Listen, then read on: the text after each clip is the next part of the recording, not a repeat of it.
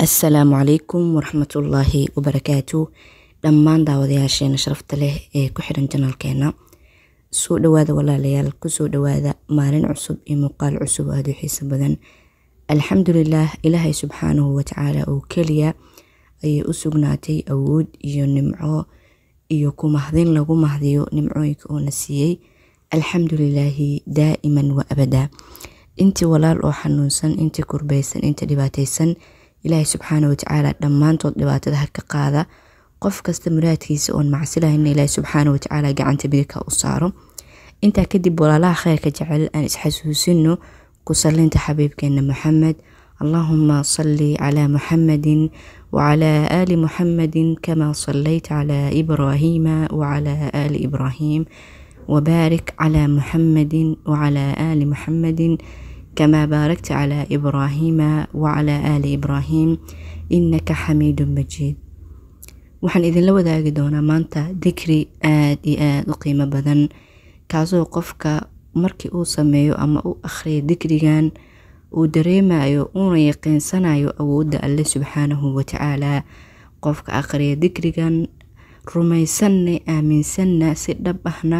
u dhahaya waa qof oranaya ama dhahaya ilaahayow adiga keliga ayay xeelad iyo xoog iyo awood intaba ku sugnaatay, waana qof si rasmi ah iskugu dhiibay ilaahay subxaanahu wa ta'ala. dikrigeena maanta waa xawqalada ama laa xawla walaa quwata illa billah.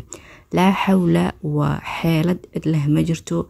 walaa quwata awood cid leh ma jirto illa billah, alla mooye. waa qof si aad iyo aad isugu dhiibay ilaahay subxaanahu wa ta'ala. haddaba faa'iidada xawqalada ama laa xawla walaa quwata illa billah waa mid aad u weyn, waxaana ka mid ah qofka inuu xasuusto awoodda Alle.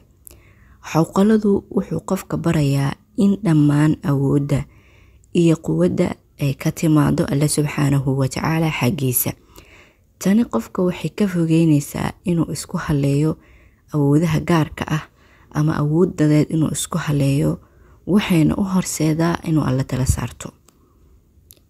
sidoo kale marka qofka uu dhib la kulmo, haddii uu ku celceliyo xawqalada ama laa xawla walaa quwata illa billah, waxay ka caawinaysaa inuu qalbiga u deganaado, walbahaarkuna yaraado, wuxuuna qofka dareemayaa in Alle wax walba xalin karo, taasoo keenaysa niyad wanaagsan inuu qofki dareemo. waxaa lagu helaa xawqalada barako iyo guul ama laa xawla walaa quwata illa billah. xawqaladu wuxuu keenaa barako nololeed. qofka inta badan dhaha laa xawla walaa quwata illa billah wuxuu dareemaa in shaqadiisu ay barako yeelatay oo uu guuloba isdaba joog ah ama fara badan uu helo. waxaa ka yaraada qofka culayska. xawqaladu ama laa xawla walaa quwata illa billah waa furo culayska iyo dhibaatada maskaxeed lagu daaweeyo. markaad xasuusato in awoodda wax ka beddelka arrimaha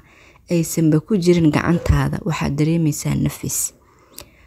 waxay ka mid tahay xawqalada ama laa xawla walaa quwata illa billah waxyaalaha jannada lagu galo. qof walba oo muslim ah hadafkiisa ugu weyn waa aakhiro, inuu ilaahay subxaanahu wa ta'ala janno ku casuumo. adduunyadan waa laga tegayaa, waa waqti kooban, waa meel loogu talagalay in loogu shaqaysto aakhiro. marka qofka mu'minka ah hamigiisa iyo ujeedadiisa ugu weyn waa aakhiro, inuu ilaahay subxaanahu wa ta'ala janno geliyo. xadiid nabiga sallallahu alayhi wasallam laga wariyay ayaa sheegay in xawqalku yahay ama qofka dhaho laa xawla walaa quwata illa billah uu helayo mid ka mid ah khasnadaha jannada. ku celcelinta ducadan laa xawla walaa quwata illa billahne waxay leedahay abaalgud weyn oo aakhiro. waxaa laga helaa iimaan iyo kalsooni. xawqalada joogtada ah ama laa xawla walaa quwata illa billah ee joogtada ah wuxuu qofka ku xoojiyaa xiriirka uu la leeyahay Allah. tani waxay keentaa in qofku uu yeesho kalsooni badan iyo dulqaad xilliga adag. waxay ka hortagtaa kibirka. xawqalka ama laa xawla walaa quwata illa billah qofka waxay ka ilaalisaa kibirka iyo isla weynida. maadaama uu xusuusinayo laa xawla walaa quwata illa billah, qofka markuu leeyahay waa qof isdhiibay. qof kibir badanna isma dhiibo. markuu qofka leeyahay laa xawla walaa quwwata illa billah aniga xoog mali aniga xeelad mali yani waa qof bini aadam oo daciif ah waxay xasuusinaysaa qofka in wax walba ay ku jiraan gacanta Allah qofkuna waxba uu saheli karin isagoon caawinaad ka helin rabbigiisa sidoo kale faa'iidada xawqalada waxaa ka mid ah marka aad ku jirto xaalad adag ama marxalad adag qofka aqriya xawqalada wuxuu siinayaa dulqaad iyo rajo mustaqbalka ah tani waxay qofka ka ilaalinaysaa niyad jabka iyo quusta marka xawqalada waxaa furo u ah badbaadada guusha iyo kalsoonida ruuxiga ah ee nolosha wuxuu qofka barayaa markii uu dhaho laa xawla walaa quwwata illa billah inuu ku tiirsanaado alle oo kaliya taasoo ah furaha guusha adduun iyo aakhiro markii aad bini aadan ku xirto arimahaaga walwal iyo walbahaar iyo niyad jab kama baxaysid laakiin qofka si dhaba u fikira ee awood Ilaahay subxaanahu wa ta'ala dareema ee dhaha laa xawla walaa quwwata illa billah awood iyo xoog iyo xeelad intaba Ilaahay mooye cid kaloo leh ma jirto qofkaas wuxuu ku noolaanaa farxad guul ayuuna helayaa waayo furaha guusha adduun iyo aakhiraba Ilaahay subxaanahu wa ta'ala gacantiisa ay ku jirtaa qofkaas waa qof aan bini aadan isku xirin waa qof aan bini aadan ku tirsanin waa qof Ilaahay subxaanahu wa ta'ala arrimihiisa u dhiibtay haddii qof Ilaahay arrimihiisa u dhiibtayna ma aha qof hoogayo ama qasaarayo haddaba aan u soo noqono qisooyinka ku saabsan xawqalada qisadeena koowaad waxay ku saabsan tahay nin ayaa wuxuu ka safri jiray dhul fog oo mar walba wuxuu ahaa nin safar badan maalin maalmaha ka mid ah ayuu ninkii ku dhacay god meel dheer ah oo aan cid u dhow lahayn isagoo daalan oo aan awood lahayn ayuu xasuustay laa xawla walaa quwwata illa billah meel cidla ah ayuu kaligiis god ku dhacay god dheer cid ka soo saaray sana male laakiin wuxuu xasuustay Ilaahay subxaanahu wa ta'ala iyo awoodiisa wuxuuna ku celceliyay laa xawla walaa quwwata illa billah wuxuu si joogto ah ugu celceliyaba isagoo ku kalsoon waliba in Ilaahay caawimaad u keeni doono saacado gudahood markii uu ku celcelinayay laa xawla walaa quwwata illa billah koox dad ah oo marayay wadada u dhow ayaa maqlay ninkan qayladiisa waana laga soo badbaadiyay oo laga soo saaray godkii wuxuuna ogaaday in dhikrigan laa xawla walaa quwwata illa billah ay ahayd sababtii uu u helay caawimaada bal adoo god meel cidla ku dhaxdhacay oon cidina kula joogin cidna kula soconin tabar saas aan lahayn in Ilaahay subxaanahu wa ta'ala ciidankiisa ku soo diray wax kaliya ee lagu helo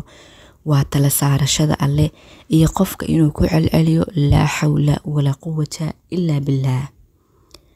qisadeena labaad waxay ku saabsan tahay nin ganacsade ayaa dhaqaale ku yaraadeen nin ganacsada ah ayaa dhaqaalihiisa ku yaraadeen oo ganacsigiisu hoos u dhacay ninkan wuxuu u tagay nin caalim ah si uu talo uga helo caalimkii ama sheekhii ayaa kula taliyay inuu badiyo dhikrigan laa xawla walaa quwwata illa billah intuu shaqada wado iyo salaadaha kadibba ganacsadihii wuxuu ku dhaqaaqay taladaas wuxuuna dareemay markii uu akhriyay laa xawla walaa quwwata illa billah in shaqadiisu baraka yeelatay muddo bil kaliya ayuu isbedel aad iyo aad u dareemay markii uu akhriyay laa xawla walaa quwwata illa billah wuxuu helay macaamiil fara badan ganacsigii ayaa u wanaagsanaaday wuxuu helay xasilooni maskaxeed oo u waayay markuu dhibaatada la kulmay Ilaahay ganacsigiisa waa uu u bulaaliyay barwaaqo ayuuna u saaray haddaba xawqaladu waxay keentaa barako xasilooni iyo kalsooni uu qofka ku horumarin karo arrimihiisa xawqalo ama laa xawla walaa quwwata illa billah waa qof yaqiinsan si dhab ahna isugu dhiiba awoodda alle Ilaahayna qofkii ku kalsoonaado ee aamina ma dayaco haddaba arrimaheena aan u dhiiban alle subxaanahu wa ta'ala waa mahadsantihiin walaalaha khayrka jecel muuqaalkeena maanta halkan ayuu noogu ogyahay like saara si uu walaalo badan u gaaro. Wassalaamu calaykum.